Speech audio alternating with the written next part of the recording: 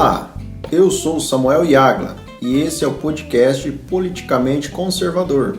Vamos abordar temas sobre política, educação, família, economia, religião.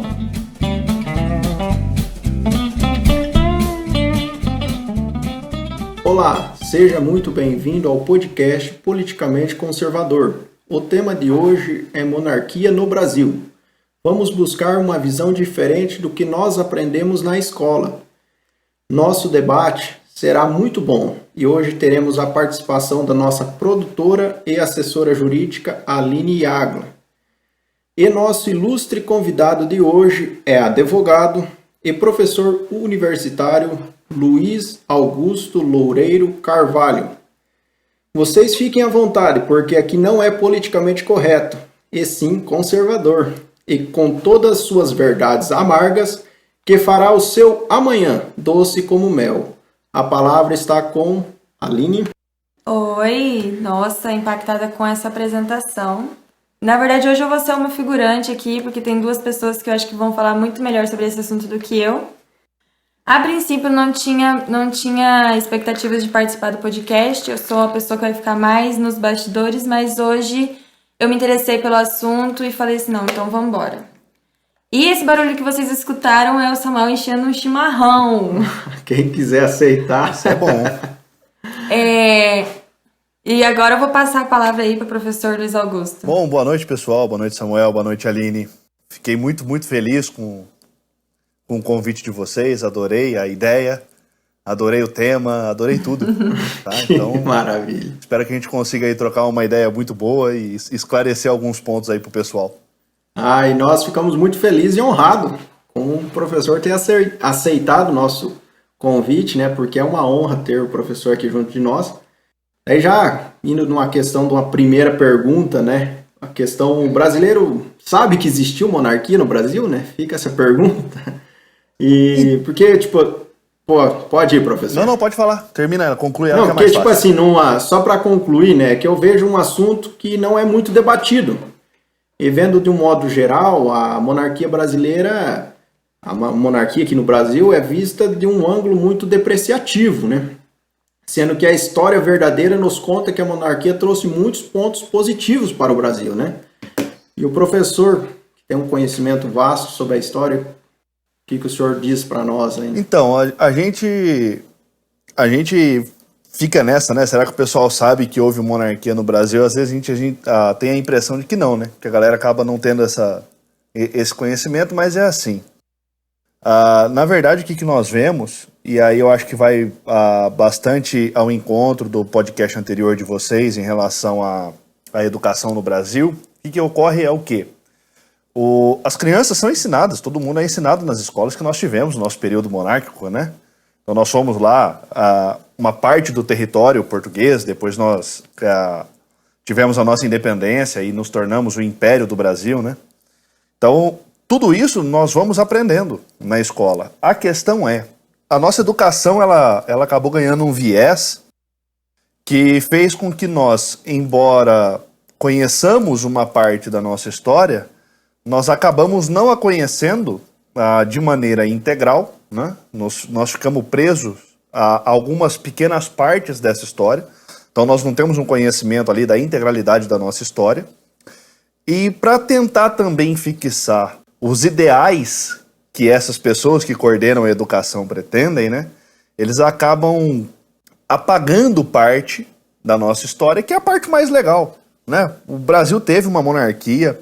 A monarquia brasileira foi uma monarquia originariamente portuguesa e uma monarquia excepcional, né? Os nossos imperadores no Brasil, porque o Brasil, embora uma monarquia, o nosso sistema legislativo monárquico, né? Nós não tivemos reis, nós tivemos imperadores. Então, assim, nós tivemos tudo isso e é uma história verdadeiramente maravilhosa.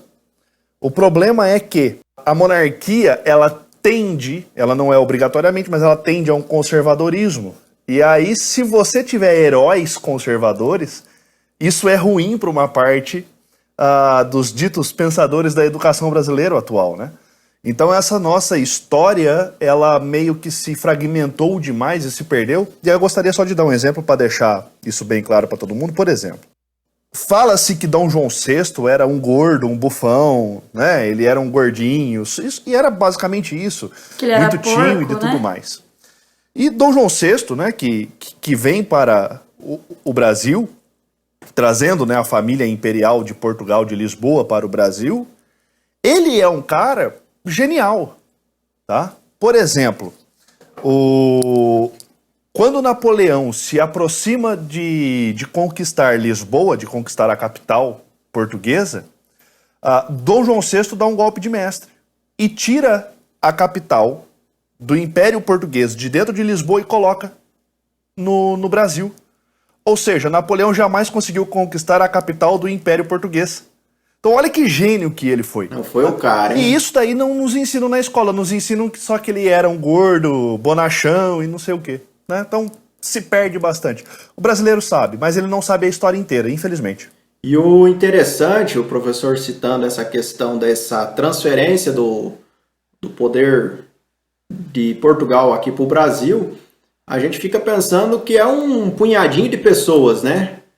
Mas eu não lembro exato, mas fala assim, mais de 10 mil pessoas que vieram para cá, né? É isso mesmo que a história nos conta? A média que se faz, né, ao longo dos anos de toda a transferência, era mais ou menos isso mesmo, tá? Mais de 10 mil pessoas. Por quê? Porque veio, além da família imperial e os seus servos habituais, Sim. tá? Também veio uma boa parte da aristocracia portuguesa, né? É claro que não chegaram todos no mesmo ano. Sim. Então esses mais de 10 mil que vieram para cá foi aí ao longo de alguns anos, né? Que eles foram vindo para cá. Agora, realmente foi um número bastante impressionante de pessoas. E também, e veio muita gente porque é isso que eu falo que a gente não aprende na escola. Quando a família real portuguesa vem para o Brasil, tá? O Brasil, que a gente é acostumado a chamar só de colônia, Sim. nós não éramos só uma colônia, né? Nós éramos a extensão do território português. Ou seja, o Brasil já foi Portugal. Tá? De maneira descontinuada no seu território, né? Com o oceano no meio, mas nós fomos território português, efetivamente. Não é aquela ideia de você ficar jogando a terminologia de que nós éramos colônia, tentando rebaixar. Bem pelo contrário, o que a família real portuguesa faz é exatamente nos elevar, né? Eles pegam a capital que rege todo o Império Português, com territórios na África e tudo mais, e coloca o centro nevrálgico, o poder central no território brasileiro. Então, assim, é algo que nos engrandece. Só que quando a gente vai estudar isso na escola, colocam isso de uma maneira que parece que nos subjuga, que nos diminui. E nos coloca a menos, né? E vendo na história, no decorrer de todos os países que foram os conquistadores, né? Tipo a Espanha, a Inglaterra, né? Nenhuma delas trouxe o seu poder para o país conquistado, para o país colônia, né? O Brasil foi o único exemplo disso, né? Isso... Nós somos o único exemplo, e aí tem um detalhe interessante, eu posso estar enganado, mas é um autor, inclusive, com viés mais à esquerda, que é o Laurentino Gomes, é um historiador, né? Se eu não me engano, é ele que fala, que é uma frase, né, do próprio Napoleão Bonaparte, o grande conquistador Napoleão Bonaparte, no seu leito de morte. Perguntam a Napoleão sobre os inimigos, os adversários que ele enfrentou, né? E um dos interlocutores de Napoleão no leito de morte pergunta para o Napoleão, fala, Napoleão, e o Dom João VI lá de Portugal? Né? Aí reza a lenda que Napoleão, neste momento, faz aquela cara de pesar e responde, foi o único que conseguiu me enganar. Né? Deu um golpe de mestre. Salientando que era um estrategista muito grande. Então, assim, se nós pegarmos ali os 4 estados, né, os 4 reinos que fizeram a dominação, que é França, Portugal, Espanha e Inglaterra, o único que realmente teve essa genialidade de trazer a sua capital para um dos seus territórios conquistados foi verdadeiramente Portugal, né? Exato. Os outros países não fizeram isso. E em tudo isso, ainda o que se perde, que, vamos supor, quando a gente está aí no fundamental, até na educação base ali, né? Muitas vezes a gente é movido pelo romântico, pela paixão, né? E isso eles também conseguiram tirar da história do tempo da monarquia no Brasil, né? Essa parte romântica de nós ter tido um imperador, príncipes, condes, isso aí eles colocam de um jeito tão pejorativo que o romântico se desvai, né? Na onde eu acho que muitas vezes acaba tirando o interesse dos jovens de buscar a fundo a verdadeira história, né? Os verdadeiros acontecimentos, os verdadeiros heróis, né? Isso é verdade. E tem uma frase, hoje da família real brasileira, né? O segundo na linha de sucessão vivo é o Dom Bertrand. Ele é um ativista da monarquia, muito presente na internet e tudo mais. E ele tem uma frase que fala exatamente sobre esse romantismo, né? Quando um pai quer se referir à sua filha de uma maneira carinhosa, ele chama a filha de princesinha, né? Exato. Ele não chama a filha de primeira daminha. Ele chama de princesa. Que exatamente é esse universo maravilhoso da monarquia, né? Exato. Da sua estrutura hierárquica e tudo mais, que realmente ele tem um simbolismo muito forte, e esse simbolismo ele foi vulgarizado, né? Para virar exatamente um elemento ali de chacota, né? Eu, na verdade, voltando a falar nessa questão, quando eu era aí um pouco mais novo, eu tinha uma certa vergonha da história brasileira. Porque eu sou descendente de ucraniano, né? Lá do meu pai, meus avós... o pai do meu pai é ucraniano, de pai e mãe, e minha avó o meu bisavô era ucraniano e minha bisavó era polonesa, né? E, tipo assim, eu via a história do passado, tanto da Ucrânia quanto da Polônia, o sofrimento que eles passaram e tudo, e isso me dava um certo sentimento de heroísmo, né? E olhando para a história do Brasil, colocando aí entre parênteses o que nós aprendeu na escola, né? Eu me sentia um certo envergonhado, sabe? Só que depois que a gente começou a buscar um pouco mais de conhecimento da história, de outros pontos, né? De outras visões diferentes, que eu consegui resgatar esse sentimento heróico, né? Esse sentimento de pertencer a uma história que realmente valeu a pena, né? Um dos livros que, tipo assim, alguns criticam o livro porque ele foi escrito por um jornalista e não por um historiador, mas que eu acredito, não sei se o professor já leu, para mim foi um livro que abriu, que foi um divisor de águas, que foi em 1889, né? Ali você começa a ter noção que quem foi Dom Pedro II, né? O que ele fez de bom para o Brasil, qual que era o sistema político da época, né? E isso aí começou a me trazer uma sensação boa do nosso passado, né? Coisa que, se eu ficasse somente no que foi ensinado ali na escola base, eu estava sendo um brasileiro frustrado, né? Com a nossa história. Isso acontece bastante, né? Porque a gente pega, por exemplo, um reflexo bastante interessante disso é que você fica lá na escola discutindo se quando Dom Pedro I foi proclamar a independência do Brasil, ele estava em cima de um jegue ou em cima de um cavalo, né? Se ele estava com caganeira, sabe? É a discussão que você tem na escola. E você esquece o elemento de importância que é a proclamação da independência do nosso país. Exatamente. Então olha a disparidade que eles acabam criando, né? Exato. Então, ao invés de você discutir o que é independência, quais são os efeitos da independência, não, você fica discutindo se Dom Pedro I estava em cima de um jegue ou em cima de um cavalo, né? Se ele estava no riacho ou se ele não estava no riacho, sabe? Então, há essa diminuição dos nossos heróis. E realmente, quando a gente aprende lá na escola, a história que nós aprendemos na escola é uma história que não nos dá muito orgulho mesmo, né? Sim. Porque basicamente a gente aprende que Dom Pedro II, por exemplo, ele era só um cara que andava com coxa de frango no bolso do paletó, né? E não fazia nada da vida. Sendo que ele foi um dos maiores cientistas políticos que o mundo conheceu. Exato. Dom Pedro II, pra você ter uma ideia, ele aparece até naqueles desenho animado japonês. Então o Japão tá dando... E no Brasil a gente não usa. Então, uma coisa que eu faz pouco tempo que eu descobri foi o funeral que a França fez para Dom Pedro II, né? E Sim. O Brasil aqui, todo mundo Sim. tava Tipo assim, aqui a população na época eu acho que era muito desinformada e o povo que estava no poder, eles usurparam o poder, né? Não foi uma proclamação popular, não foi um... A monarquia no Brasil, ela acaba com um golpe de Estado, né? Exato. O Marechal Deodoro da Fonseca, ele dá um golpe de Estado republicano, destitui o imperador, né, e manda avisar o povo que está fundada a república. Não é assim, pela aclamação do povo vamos fundar a república. Porra nenhuma.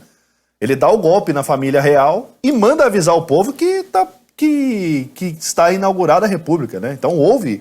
A República Brasileira, ela é um golpe de Estado. O povo não participou dela. Nem ativamente sendo o contrário. O povo olhou para aquilo e falou, tá, então vamos nessa, sabe? Mas a República Brasileira nasce com um golpe de Estado, né?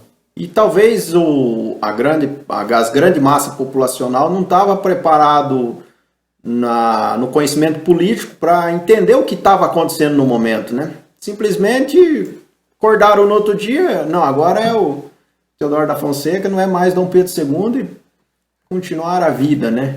Exato, não tem a gente não encontra um anseio social naquele momento, né? Sim. Os pequenos grupos que tiveram de defesa da família real, eles foram contidos pelo exército, porque quem deu o golpe de Estado na família real foi o exército brasileiro, né?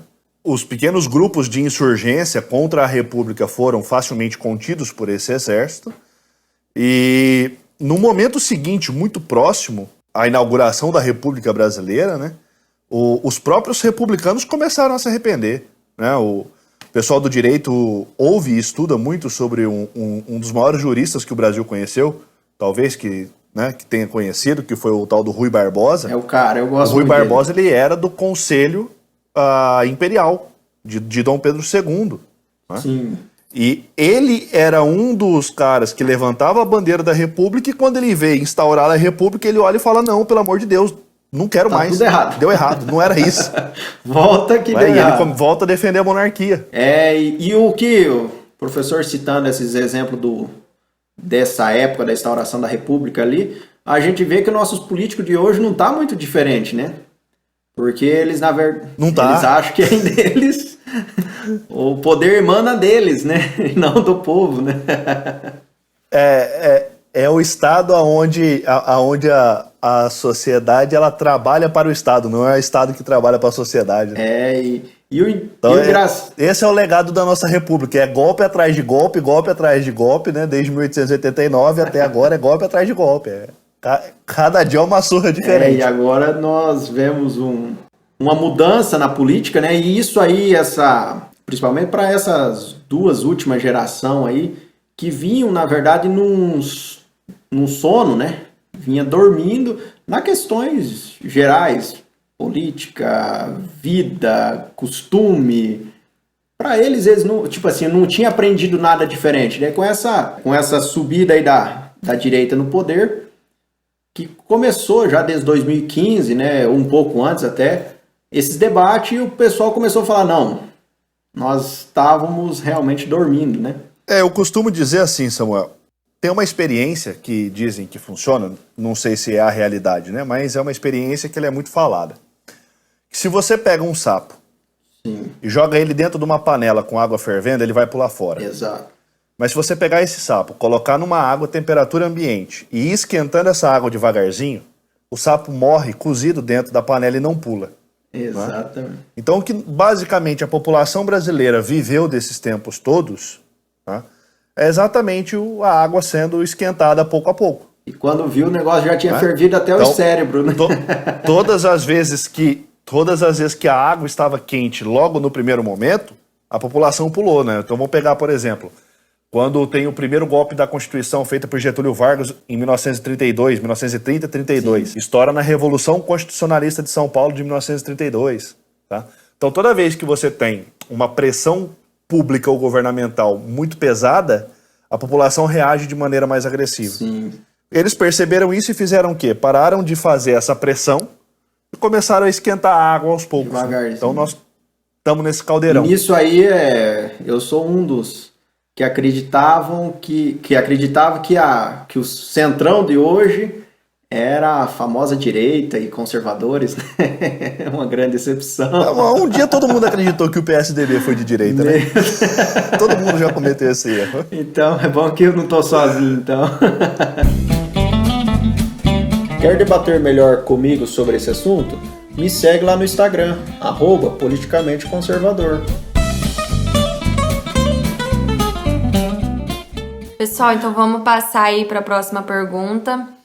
Sobre o plebiscito de 93, professor, qual foi o principal ponto que você vê que prejudicou a escolha do governo do país? Olha, a resposta é muito fácil, tá? Foi o establishment. É essa estrutura de poder que já existe, né? Sim. A gente tem que lembrar assim, ó. Olha o rolo que é. Com a Constituição, a primeira Constituição da República, tá? Ficou estabelecido na primeira Constituição da República, ou seja, a primeira Constituição da República ela é 1889. Ficou estabelecido que ia ter o plebiscito. Sim. Tá?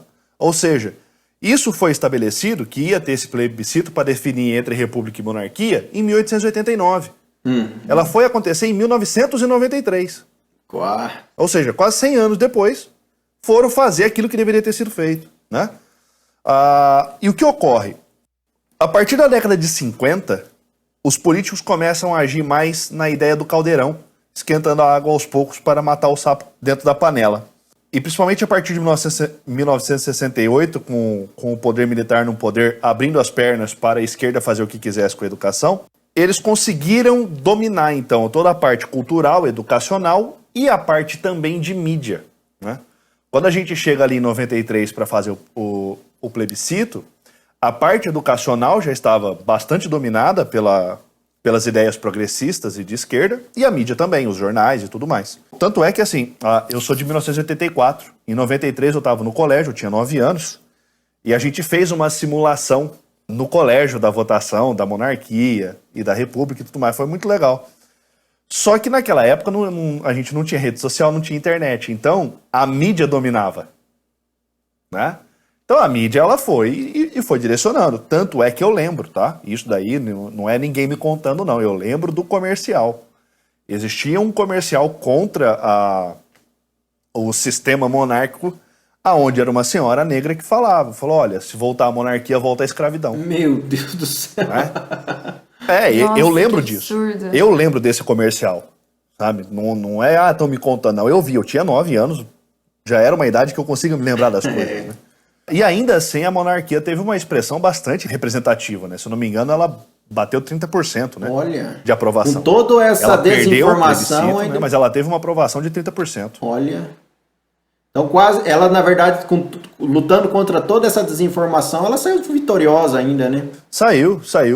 O Dom Bertrand conta bem essa história, onde ele falou, olha, se naquela época a gente tivesse mais alguns meses, né? Era capaz do sistema monárquico ter vencido. Olha. Né? Não era difícil isso acontecer, não. Se fosse hoje com a época da internet, eu arrisco dizer que ganharia. Professor, eu não queria fugir do assunto. Eu falei tanto pro Samuel não fugir do assunto, mas quem vai fugir do assunto sou eu. Você falou de esquentar o sapo na água quente. O que está acontecendo hoje com o toque de recolher, por exemplo, com proibição de venda de bebida alcoólica? Eles estão esquentando a água do sapo? Não, eles já esquentaram, né? Já tá pelando e o sapo não percebeu. Não, e agora ele já nem reage mais. É. Cara, porque olha que absurdo, né? Então vamos colocar. O pessoal já não reage. Gente, vamos lá. O que tem a ver a pandemia? O que tem a ver toque de recolher? Eu ainda vou dar uma colher de chá pra esse toque de recolher aí. Mas o que tem a ver o toque de recolher com, por exemplo, consumo de bebida alcoólica? Agora, então olha só. Eu mando que hora que você pode ir pra rua. Eu mando se você pode ou não trabalhar. E agora eu mando o que você vai beber. Cara, isso é a coisa mais ridícula da face da Terra. Isso é inadmissível que uma população olhe para um negócio desse, sabe, e fala, não, tudo bem. Né? Só que, por que eles fizeram isso? Porque nós já somos o sapo e nós já estamos com a pele começando a soltar do couro de tão quente que tá. E o cérebro já saiu pra orelha, né? Exato. Como é que a gente vai reagir? Não tem. Nós temos armas para reagir, não é? Ei. É o que eu falo para todo mundo. Falo assim, você quer entender por que você tem que ter direito a porte e posse de arma? Estude um fato ocorrido no Brasil chamado Revolução de 1932, que foi quando São Paulo se virou contra Getúlio Vargas, que é a chamada Revolução Constitucionalista. Tá? Ali dentro da Revolução Constitucionalista você consegue entender por que nós precisamos de armas. Isso. Então assim, nós somos o sapo na panela, o cérebro já está saindo pela orelha, a pele já está desgrudando do corpo, nós estamos bastante ferrados. E a população olha tudo isso, se revolta, fica bravinha, mas não faz porra nenhuma. A gente é um, né, amor? Não. Tem vezes que eu entro em alguma discussão com amigos, família, né? Muitas vezes depois eu falo, puxa, por que eu falei, né? Mas é a indignação, eu não consigo me conter. E o pouco que eu acho que tenho direito de estar fazendo, eu procuro fazer. Mas na maioria das vezes eu sou reprovado pelos amigos e pela família por pessoas que poderiam me dar um votinho de confiança, né? Não dão. Eu já sou mais do time Não dos dão, passivos. Eu olho, eu vejo, nossa, tem alguma coisa estranha acontecendo, que estranho isso e... Ah, vai ser nada não, deixa passar. E vai embora. E agora, deixa eu me redimir do meu pecado. A gente olha, né, e... A gente olha e fala, não sei... É que, na verdade, o brasileiro é um povo muito pacífico, né? De natureza já. Nós somos um povo muito pacífico, né? Então, a gente tende a reagir muitas vezes de uma maneira não violenta. Só que é aquela história, é o até quando. Vai chegar uma hora que isso pode dar um problema muito grande. Só que daí, em vez... Acredito eu, inclusive, que começa-se agora a afrouxar as regras. Por quê? Porque se continuar apertando as regras, isso vai ser um problema. O brasileiro não é igual ao álcool ou a gasolina, que triscou uma faísquinha ele inflama, né? O brasileiro é igual ao diesel. Ele precisa de pressão para ele encandecer, né? Para ele incendiar. Então eu acho que nós, brasileiros, chegamos perto dessa pressão de uma explosão. Mas não foi o suficiente, né? Então é um povo pacífico, graças a Deus, né? Somos aí mundialmente conhecidos como um povo amigo e tudo mais. Isso é bom, não acho ruim, não. Agora, pacífico às vezes até demais, né? A gente deixa muita coisa acontecer. Exatamente. E daí quando vai tentar reagir lá na frente, daí vai precisar de uma ação extrema para conseguir muito mais forte. Rever o que foi feito, enfim, né? Então, gente, deixa eu me redimir do meu pecado aí de ter fugido do assunto, amor. Passei para a próxima pergunta. Então... Não, tá perdoado. O senhor é um monarquista, né? Eu sou. E quais os pontos te levam a acreditar nesse sistema de governo? É uma pergunta que só de fazer eu já gostei. O meu monarquismo, ele acontece por várias razões. A primeira de todas é por uma questão familiar, né? Então, eu aprendi sobre a monarquia ouvindo as histórias com o meu avô, com o meu pai, né? Meus avós paternos eram monarquistas fervorosos, né? Sim. O meu avô tinha, na varanda da casa dele, ele tinha hasteado a bandeirinha imperial do Brasil. Ele era bem fervoroso. Então, assim, já vem de família. Isso se passa pelo meu pai, depois comigo. Então, eu sou monarquista já de berço. Só que durante muito tempo eu fui só um monarquista de berço. É legal, porque é bonito pra cacete. Eu, como todo moleque, olhava e falava, rapaz, se tiver monarquia no Brasil, a galera vai andar com a espada na cintura, filho. Pau tora, sabe? Então, assim, começa com uma coisa bem juvenil. Aí, com o passar do tempo, eu comecei a estudar. E eu acabei alcançando o entendimento de que o sistema de governo monarquista, ele é um sistema otimizado. Né? Sim. Por quê? Basicamente por duas razões. Primeiro, você separa quem que é o chefe de governo e o chefe de Estado. Né? Então você tem uma divisão ali bem clara. Né? O rei, ele é chefe de Estado. Por exemplo, se for para entrar numa guerra, sabe? Quem vai falar sobre a guerra é o rei. Né? Exato. E aí você tem um outro chefe que é um chefe de governo, que é um primeiro-ministro. Então, quem vai construir uma ponte, asfaltar uma rua, cuidar de um sistema, um sistema público de saúde, não é o rei. né? Vai ser esse primeiro-ministro. Então você tem ali uma separação entre quem é que vai fazer uma governança, uma administração interna daquele país, né? E quem vai fazer a administração como um todo do país, que é o chefe de Estado, o rei. E por um outro fator também, que para mim é um comparativo muito claro. Né?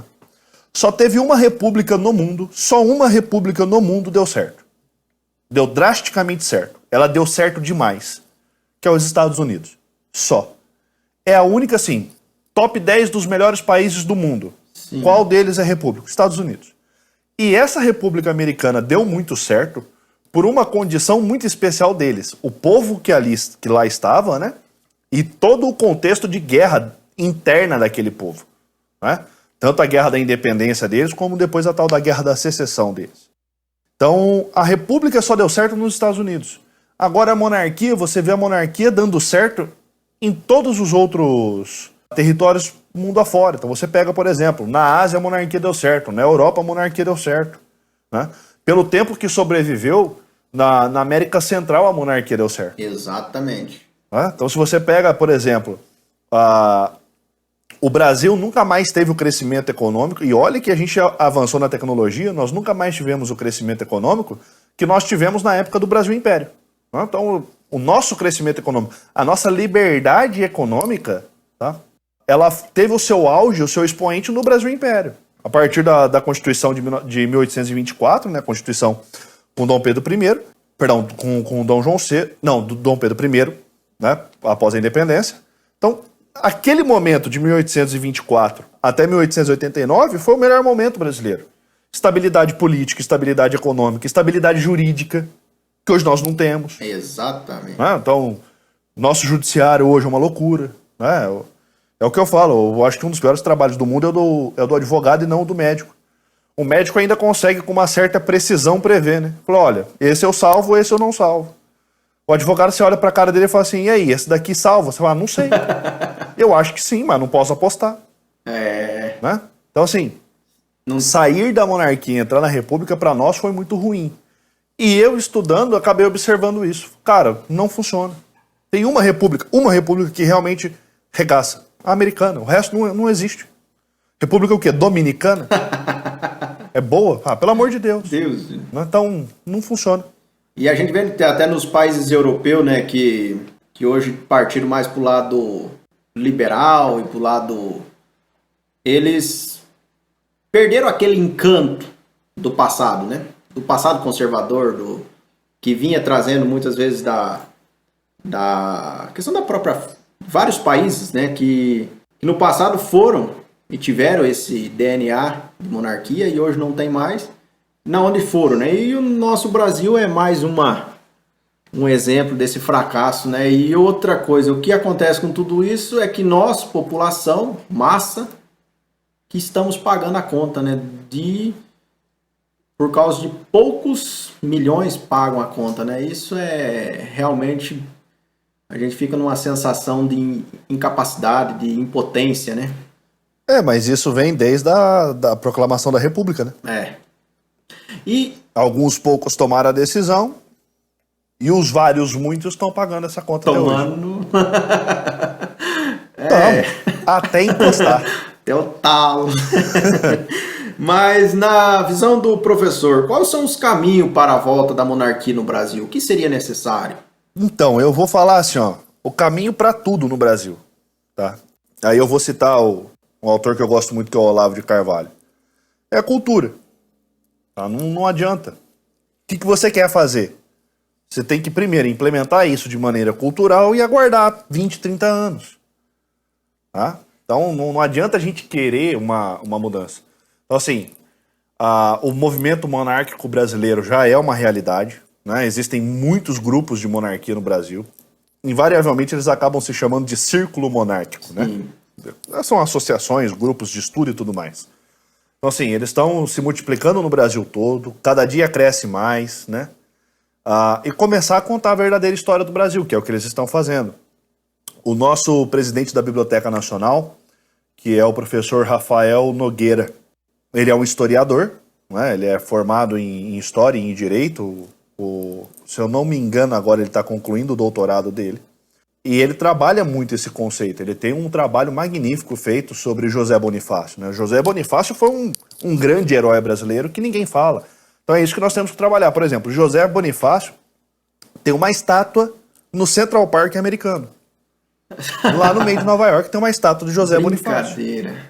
Entendeu? Só que ninguém conta isso pra nossa molecada. Sabe?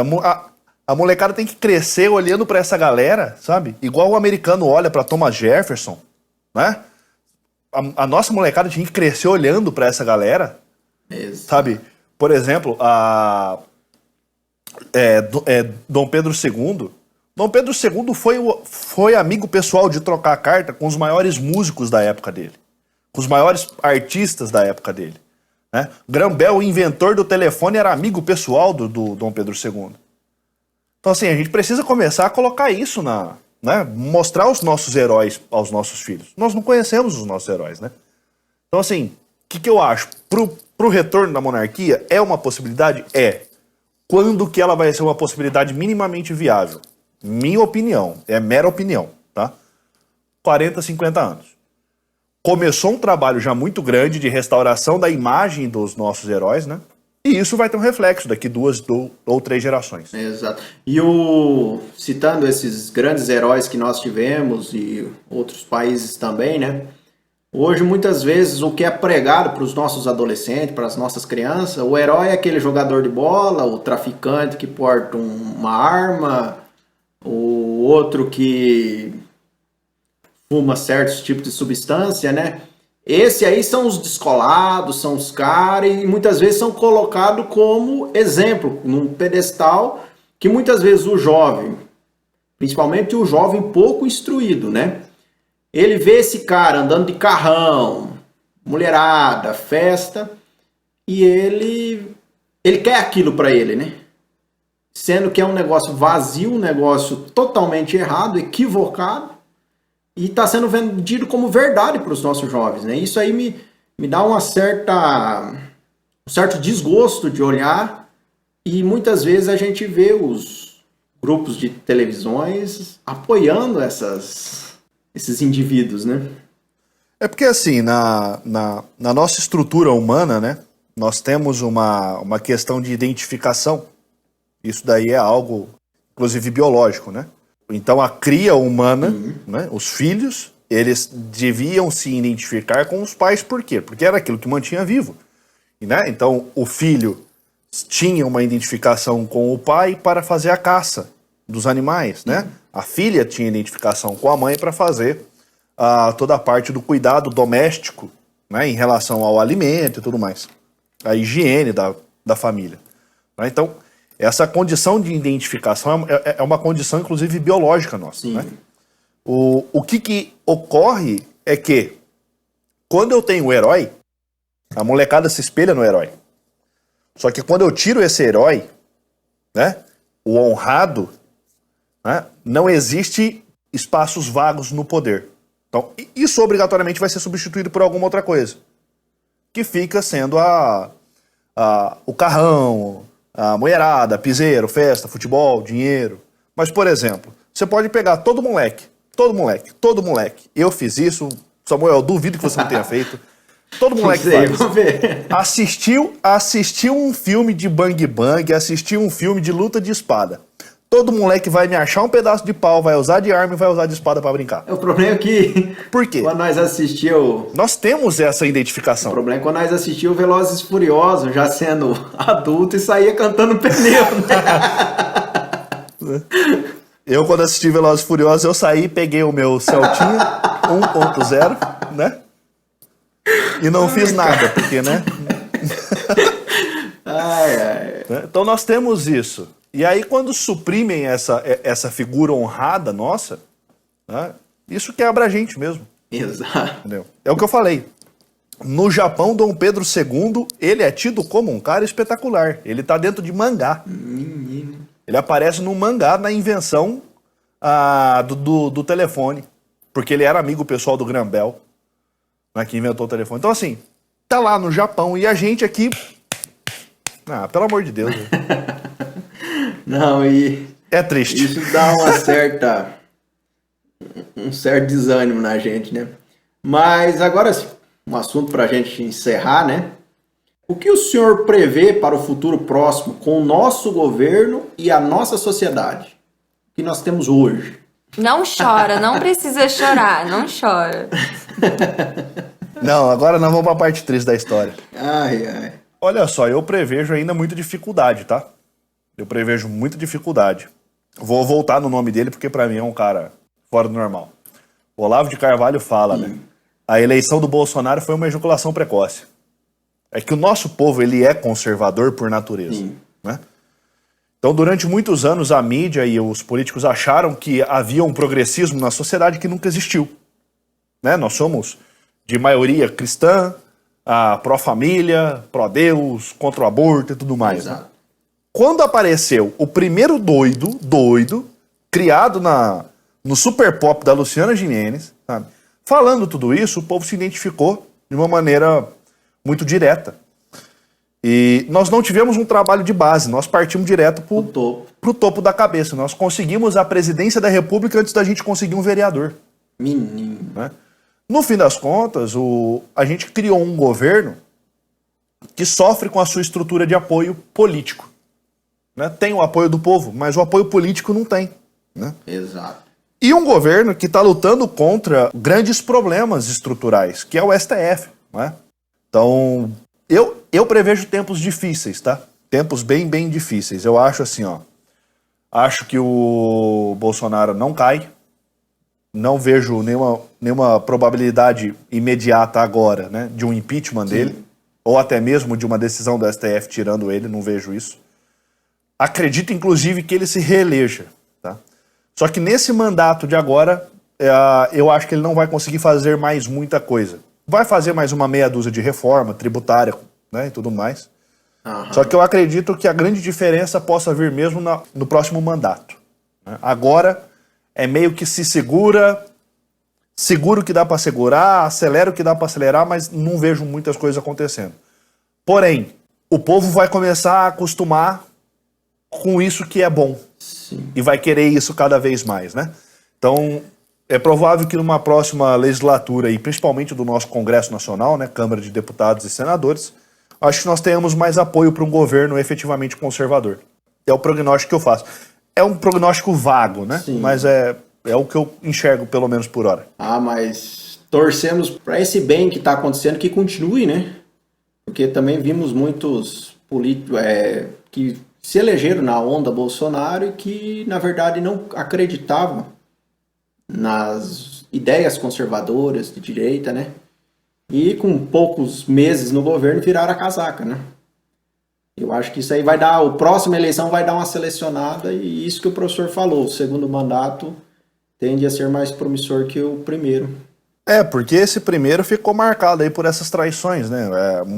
E vamos ser sinceros, embora o conservadorismo ele seja uma coisa natural do brasileiro, né? Então nós não temos grandes escolas de conservadorismo brasileiro e tudo, mas é algo natural da nossa população. Nós somos assim, como povo. Nós não tínhamos isso como política. Então nós estamos aprendendo. Foi o primeiro passo. Né? E a gente é aquela criança que não engatinhou. Né? A gente, ao invés de engatinhar, não. A gente já saiu correndo. A gente nem andou. Tropicando, né?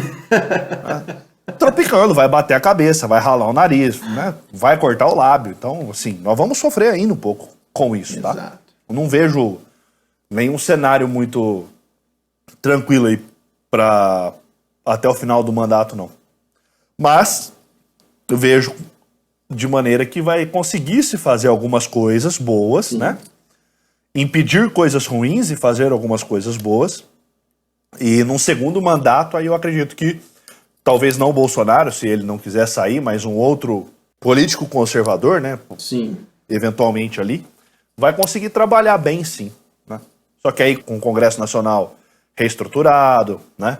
Então vamos lá, até o segundo mandato do Bolsonaro, por exemplo, nós vamos ter aí a mudança de pelo menos 2 ministros do STF.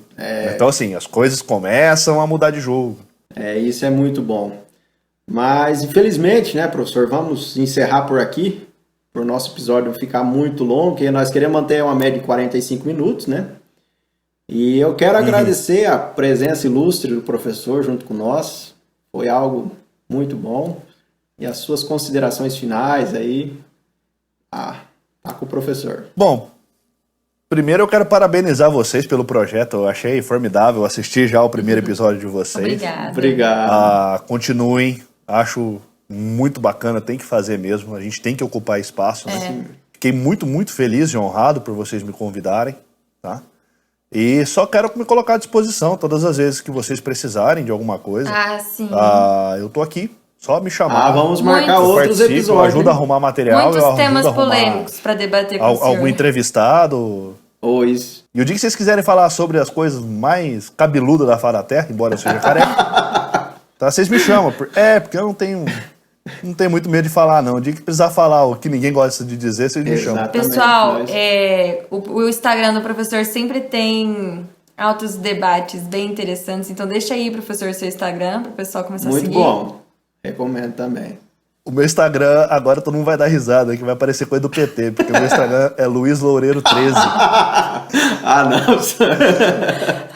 Porque eu vou ter que mudar esse negócio, porque é o meu dia de aniversário. Né? Eu sou do dia 13, então... Mas coisas boas acontecem números também romanos, né? No 13, né? Aí ficou 13. Luiz Loureiro 13, quem quiser passa por lá. Eu garanto pra vocês uma coisa, é um show de memes, tá? Então somos aí da direita memeira, eu adoro um meme, tirar sarro dos outros. Isso é bom demais, porque com os memes a gente vai falando as verdades do Brasil, né? Exato, devagarzinho. Exatamente. Suas considerações, Aline? Então, apareci bem pouquinho e vou ficar um tempão aí sem aparecer. Espero que vocês tenham aproveitado a minha presença maravilhosa. O meu Instagram é @alineagla e sejam bem-vindos aí ao podcast. Estamos começando, mas temos ideias aí muito boas para os próximos episódios. Então, ao nosso ouvinte que ficou até o momento aqui junto com nós, junto com o professor, junto com a Aline. Muito obrigado. Muito obrigado e até a próxima, com a ajuda de Deus e a permissão dele. Amém. Amém. Tchau, tchau. Amém.